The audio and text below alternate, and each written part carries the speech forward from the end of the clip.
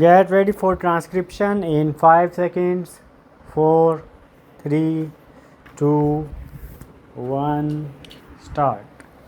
Sir, the directorates of industries of the states, which are the implementing agencies of the programs of small scale industries development, are expected to ensure this.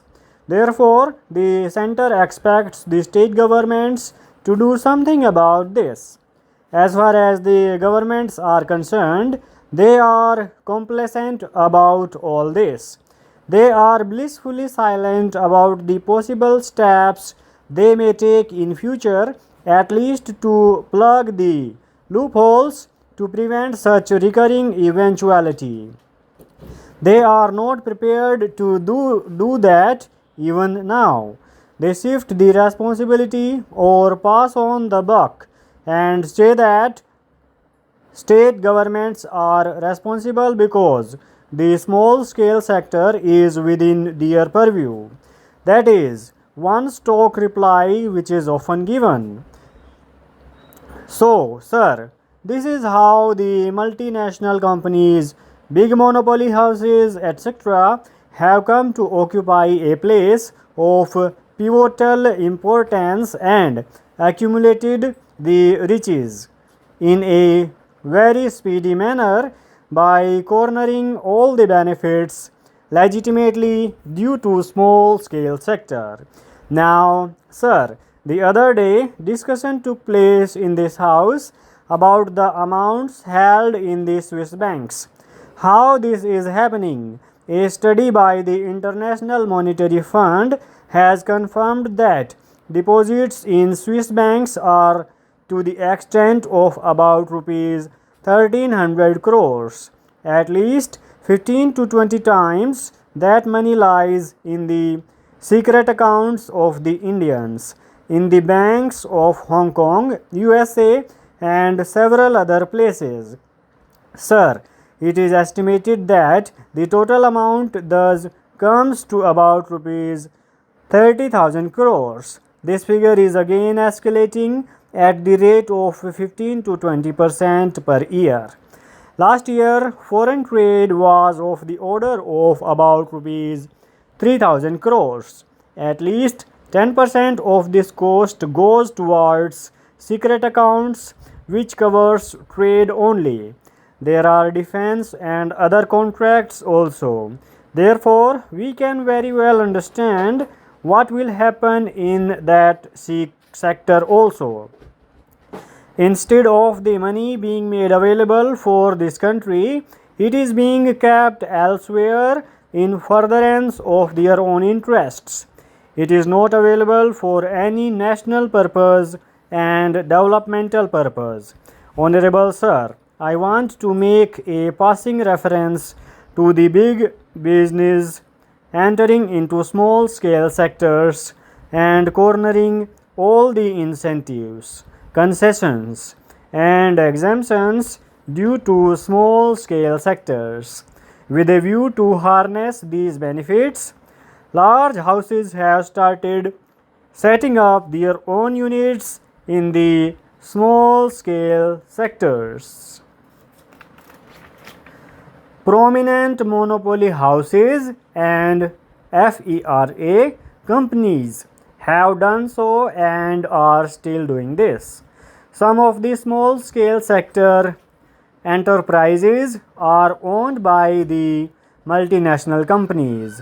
Small scale units are small because of the limited resources of the entrepreneur.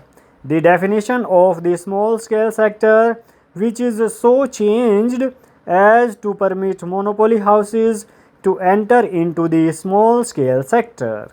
Therefore, what I urge that the minister should give a considered thought to the definition of the small scale sector, which is giving every scope to the multinationals to enter into small scale sector and corner all the benefits. The monopoly houses enter the small scale sector, and several companies numbering 290 are in the small scale sector because of the lacunae in the definition which is deliberately retained. I use the word deliberately. I am sorry. If I am wrong, I may be corrected. I will be too happy for that corrections. Large houses entry in the small scale sector by virtue of their large resources, both technical and commercial, places the real small scale manufacturer at a definite disadvantage. He is eliminated, he is being annihilated. The big shark is eating the small fish. There is no turnover ceiling. There is no reference to the character of ownership. There is a constant upward revision of investment ceiling. I give a more glaring example of an electronic company, Weston, for instance. I registered itself as a small scale unit, but the amount it spends on publicity alone must be several times larger than the total investment of most of the small scale units. I will give one more instance of companies which are subsidiaries to big houses. There is a big list available. The minister himself must be knowing it. The government of India says that small scale undertakings which are subsidiaries or are owned or controlled by any other undertaking are not eligible for special concessions. Let the minister then identify those industries. The stock reply is, this is a matter within the purview of the state government. This information is not maintained by center.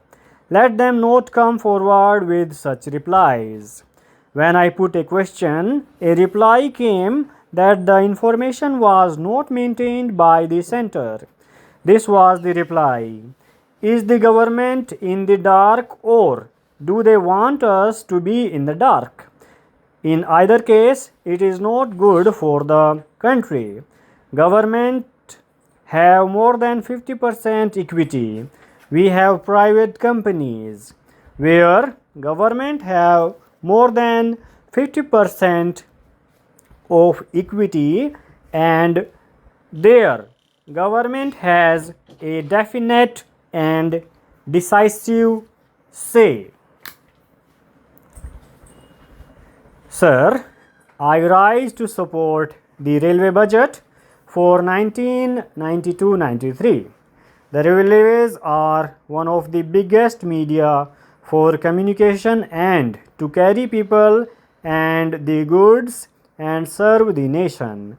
Here we have found that the railways are really aware of their duties and responsibilities, and it is one source by which our economy can gain momentum and which helps to fulfill our social obligation.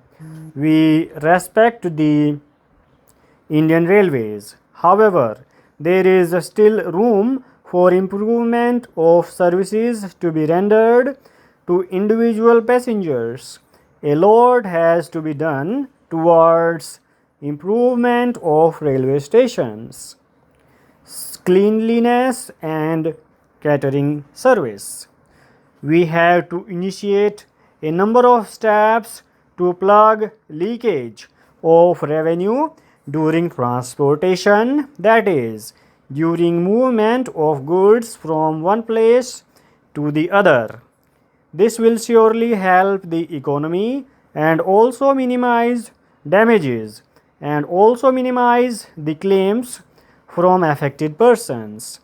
The Railway Ministry have to think in terms of rehabilitation and renovation of railway track and also conversion of meter gauge into broad gauge lines in tribal areas. My humble suggestion for broad gauge line to be considered in the 8th 5-year plan is from Balsar in Gujarat to Nasik in Maharashtra. This will help in the development of the tribal belt in both the states. Full stop.